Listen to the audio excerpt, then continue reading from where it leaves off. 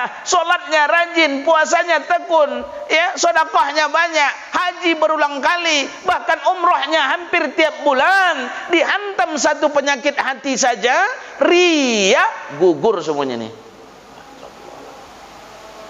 Gugur semuanya. Habis amal tuh, laksana kayu dibakar api, kata Rasul. Kalau sudah kayu dibakar api, tinggal abu lah. Makanya akhirnya kata Rasul, banyak nanti di yaumil akhir orang yang merasa bahwa ketika hidupnya banyak amalnya, ketika dihadapkan kepada Rasulullah, kepada Allah, ternyata amal itu tak ada sama sekali. Kenapa? Habis dibakar penyakit batiniah tadi. Habis. Makanya disuruh Allah bersihkan.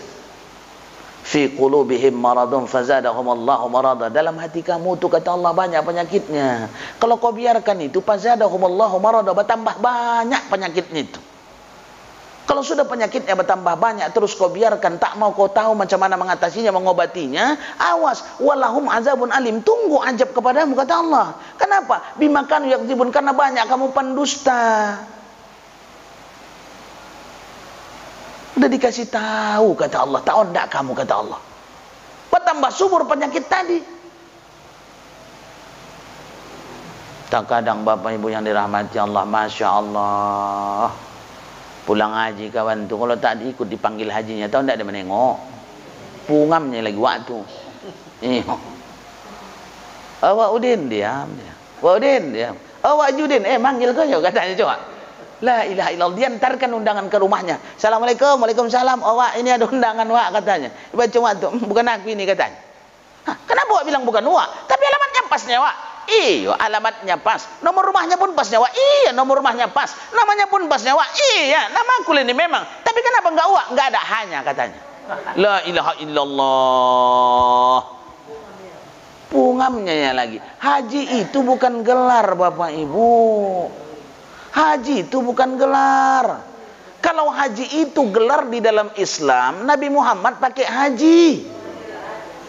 Tapi nggak pernah kita dengar ada orang kirim padilah Fatihah ila hadratin Haji Muhammadin. Nggak pernah kan? Nggak pernah kita dengar. Kenapa kok malah umatnya bangga dengan pakai gelar itu tadi, sementara Rasul tak itu? Coba, adalah tadi. Inilah jebakan-jebakan iblis syaitan laknatullah tuh, merusak amal ibadah manusia tuh. Inilah jebakan tuh. Tipu daya iblis syaitan laknatullah tuh. Coba lihat. Tak pernah kita mendengar Bapak Ibu kalau tarawih kita biasa di tiap Ramadan tuh, Al Khalifatul Ula Amirul Mu'minin Sayyidina Haji Abu Bakar Siddiq. Nggak pernah. Apakah Sayyidina Abu Bakar haji? Haji. Tak pernah kita dengar. Enggak ada. Al-Khalifatus Saniyatu Amirul Mu'minin Sayyiduna Haji Umar Ibnul Khattab. Enggak ada. Tak ada kita dengar. Tak ada. Lalu kenapa kita malah harus membanggakan itu? Sadar atau tidak, rusak amal kita, dihantam daripada takabur, sombong tadi. Makanya hati-hati Bapak Ibu. Hati-hati. Kalau sudah api dalam diri menguasai manusia, ini sombong nih. Makanya hadiah Isra Mi'raj ini sholat. Sholat itu bukan hal yang sembarangan, bukan hal yang mudah. Tapi ketika Allah katakan dalam Quran, wa idz qala rabbuka lil malaikati inni ja'ilun fil ardi khalifah, bahwa Allah mau jadikan manusia menjadi khalifah, menjadi imam di muka bumi Allah nih, apa yang mau diimaminya? Alam. Apa alam tuh? Alam tuh asalnya 4, tanah, api, air, angin. Itulah asalnya. Itulah asal alam nih, tanah, api, air, angin. Ini mau diimaminya. Kapan manusia yang dikatakan Allah menjadi imam itu mengimami ini? Sadar atau tidak, ketika ia sedang sholat, dia sedang mengimami yang 4 ini. Makanya sholat tuh gak main-main. Waktu sholat tuh mengimami yang 4 ini tuh. Makanya jangan heran Bapak Ibu, sholat itu cuma 4 gerakannya. Cuma 4 gerakan sholat tuh. Mana yang 4 tuh? Berdiri, ruku, sujud, duduk, habis. Ada yang lain? Berdiri, ruku, sujud, duduk. Takbir ustaz, berdiri. Ruku ustaz, i'tidal ustaz, berdiri. Salam, duduk. Cuma 4. Apakah ini sembarang saja dibuat Allah? Tidak. Sadar atau tidak Bapak Ibu, ketika sholat umat Islam itu yang kata Allah, dijadikan Allah menjadi imam, betullah dia mengimami alam ini ketika sholatnya. Kenapa? Ketika dia berdiri sedang mengimami apilah dia. Pernahkah kita terpikir kenapa jenazah itu sholatnya cuma berdiri saja? Iya, sholat jenazah itu. Kenapa sholat jenazah berdiri saja? Tak ada ruku, tak ada sujud.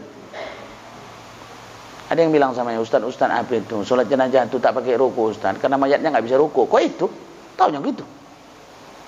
Kalau sempat pun ruku mayat itu larinya aku itu Lari. Mandi aku itu begitu sholat Allahu Akbar ruku dia bapak wah, awak pun larinya itu Lari, dia panjang. Jadi bukan tanpa makna Bapak Ibu. Ya.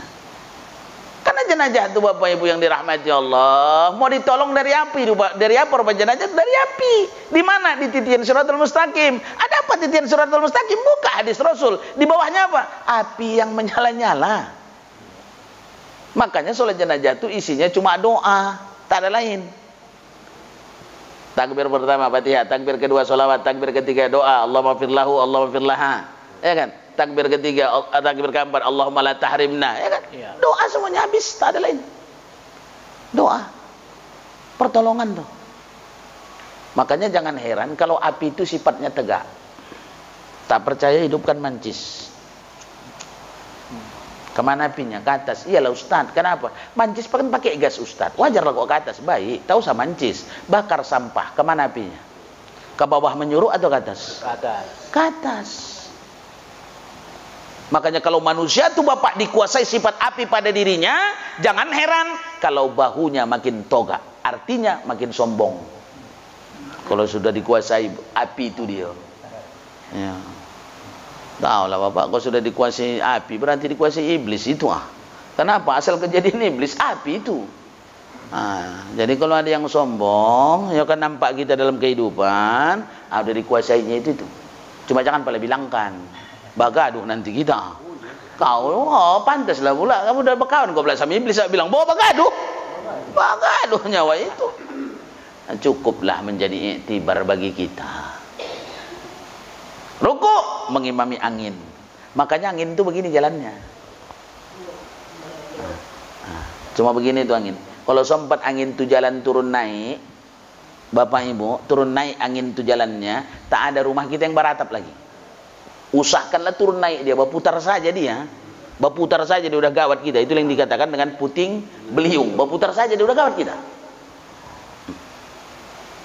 Sujud mengimami air. Makanya air itu sifatnya mencari tempat yang rendah. Makanya ketika sujud yang di atas pun turun ke bawah. Sejajar dengan kaki. Kepala nih. Duduk. Itulah ketika itu kita mengimami tanah. Lengkap itu dia. Makanya Bapak Ibu yang dirahmati Allah, kalau mau betul jadi imam alam sebagaimana Allah katakan bahwa manusia ini dijadikan untuk jadi imam, menjadi khalifah, pelihara tuh. Pelihara salat fardu tuh, salat tuh. Kenapa? Karena itu dia. Disitulah dia mengimami alam ini. Tapi kalau sudah umat Islam jauh dari itu, umat Islam jauh sudah dari hukum Allah, tak mau lagi tunduk dan patuh sama Allah, tak lagi mau mendirikan solat tadi, maka jangan salahkan kalau akhirnya Allah berikan bala kepada manusia itu. Apa itu? Pertama, Allah angkat berkah dalam kehidupan manusia itu, hilang keberkahan itu sudah. Diangkat Allah berkah dari makanan, akhirnya yang awak makan itu tak lagi menjadi darah daging, menjadi apa? Penyakit. Dimakan gula datang diabetes, dimakan daging datang kolesterol, dimakan kambing darah tinggi katanya. Ya kan? Makan apa itu kambing? Oh, indah jangan darah tinggi katanya. Saking parahnya usahakan makan kambing tuh, lewat kambing tuh naik darahnya. Saking parahnya itu. Tak pala dimakannya kambing tuh, lewat saja kambing tuh naik darahnya. Saking parahnya itu. Saking parahnya itu Bapak. Lewat saja kambing tuh naik darahnya pula. Iya. Yang parah itu Ustaz, iyalah pula. Macam mana tak naik pula darahnya? Lewat memang kambing itu dimakannya bunganya. Apa tak naik pula? Apalagi bunga kaladi Bu itu ya kan Bu. Oh, jangan lagi tanya. Oi. Sehingga omak-omak di bawah sawitnya lekorja. Wah, habis membolang omak-omak tuh. Ke bawah sawit, ke bawah rambung mencari apa kaladi. Oh, tapi hikmahnya luar biasa itu Bapak Ibu. Hikmahnya. Kalau kita mau mengkaji luar biasa tuh hikmahnya. Apa hikmahnya Ustaz? Begitulah kalau Allah mau mengangkat derajat sesuatu itu. Tak pernah tak bayangkan kaladi itu bakal pindah ke pot yang indah. Tak pernah dibayangkannya. Tapi ketika Allah mengangkat derajatnya, dipindahkan dari somak-somak sana, diletakkan ke pot yang indah, diletakkan di tempat yang bagus. Bahkan Bapak Ibu, ada yang di kamar diletakkannya. Oh, luar biasa itu. Itulah kalau Allah mau mengangkat derajat tuh.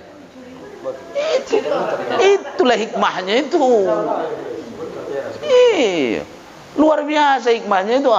Berapa banyak orang Bapak membuat tempat bunga pengantam bunga kaladi pot jangan lagi tanya. Oh, luar lagi ayah-ayah pun ikut jadi membantunya, jadi kerjaan ayah pula. Ayo kan, cobalah. Begitulah kalau Allah mau mengangkat derajat tuh. Begitulah dia. Makanya kalau Allah sudah mau mengangkat derajat tuh, dimanapun tinggalnya akan mulia. Apa bukti? Tak payah kaladi. Di somak-somak pindah diangkat Allah derajatnya. Tapi kalau Allah sudah mau menghinakan seseorang tuh, dimanapun dia tinggal tetap hina nantinya. Itulah itu. Bapak Ibu yang dirahmati Allah Subhanahu Wa Taala.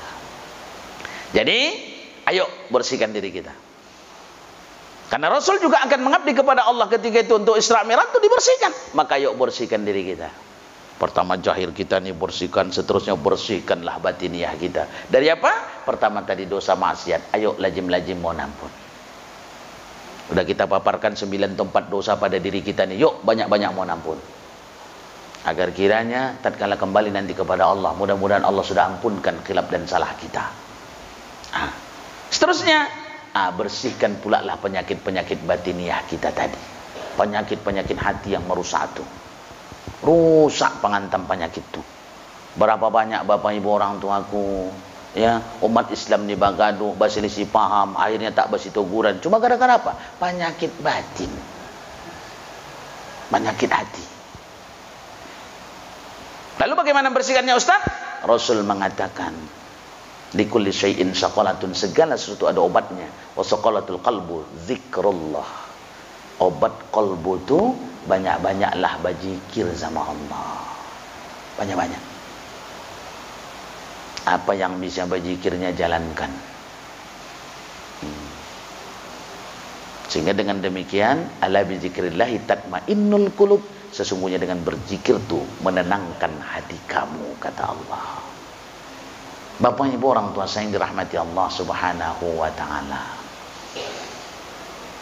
Kemudian sedikit kita bicara tentang Ramadan. Karena amanah sama saya Ustadz Isra Mi'raj sekalian Ramadan katanya. Kemudian sedikit bicara Ramadan. Tanpa terasa Ramadan sudah makin dekat kepada kita. Yang pertama tentunya, karena kita akan masuk bulan suci, maka tentunya kita suci terlebih dahulu. Dosa manusia ini ada dua. Yang pertama dosa kepada Allah, yang kedua dosa kepada sesama manusia. Maka kalau dosa kepada sesama manusia, maka penyelesaiannya juga kepada sesama manusia. Maka kemudian disuruhlah kita untuk apa? Bermaaf-maafan. Seorang istri mohon maaf kepada suaminya, seorang anak mohon maaf kepada orang tuanya. Supaya apa? Supaya benarlah terlepas dari dosa kepada sesama manusia. Kemudian setelah itu dosa kepada Allah, maka mohon ampunkanlah kepada Allah. Sehingga benar-benarlah ketika masuk bulan suci itu kita sudah suci terlebih dahulu. Kemudian seterusnya, karena Ramadan ini Bapak Ibu orang tuaku yang dirahmati Allah cuma sekali setahun datangnya, maka tentunya siapkanlah diri kita, kuatkan iman Islam kita untuk menambah amal yang ubudiyah kita. Karena sungguhnya kalau mau melihat orang yang berhasil di Ramadan, jangan tengok waktu Ramadannya. Kalau mau melihat orang yang berhasil di Ramadan, jangan tengok waktu di Ramadan.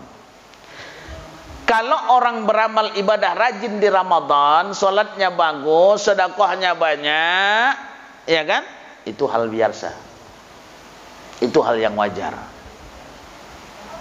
Tapi kalau mau melihatnya, lihat sesudah Ramadan.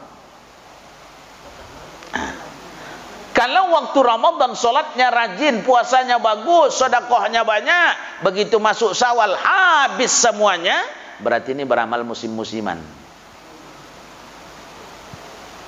Bukan dengan keimanan dan keikhlasannya kepada Allah.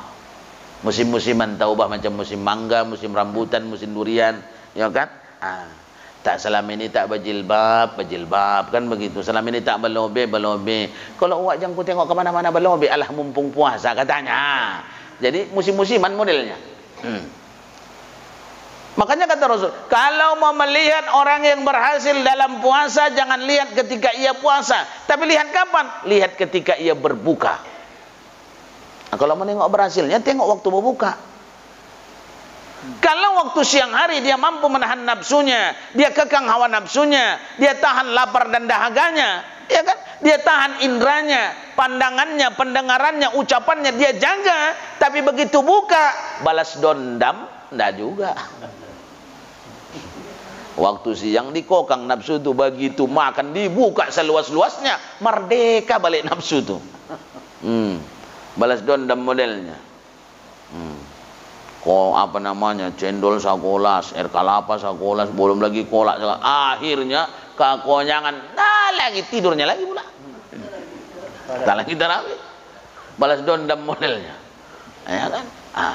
Makanya Bapak Ibu yang dirahmati Allah Subhanahu Wa Taala, kalau anda melihat orang berhasil, lihatlah ketika berbukanya, dan kemudian perbanyak sedekah ketika Ramadan. Karena ada orang Bapak Ibu baru 1 hari puasa tapi nilai ibadahnya lebih dari 1 hari puasa. Kenapa? Rupanya bersedekah dia. Bapak Ibu yang dirahmati Allah Subhanahu Wa Taala. Akhirnya mari sama kita kuatkan iman Islam kita untuk mengisi hari-hari di bulan suci Ramadan nanti, dan mudah-mudahan Allah tambahkan kekuatan, kesehatan, keselamatan, kemudahan zahir dan batin kepada kita, agar kita dapat kita mengisi bulan Ramadan dengan amal ibadah yang sebaik-baiknya di hadapan Allah Subhanahu Wa Taala. Kita yakin dan percaya dengan keikhlasan kita, kesungguhan kita, dan ketaatan kita kepada Allah. Mudah-mudahan Allah mudahkan bagi kita bersama. Amin ya Allah, amin ya Rahman, amin ya Rabbal Alamin. Mungkin inilah dulu Bapak Ibu yang dapat saya sampaikan. Lebih dan kurang saya mohon maaf. Jika itu benar, itu hidayah Allah untuk kita semua. Jika itu salah, semata-mata kesalahan saya sebagai manusia. Billahi taufiq wal hidayah. Wassalamualaikum warahmatullahi wabarakatuh. Allahumma shalli ala sayyidina Muhammad.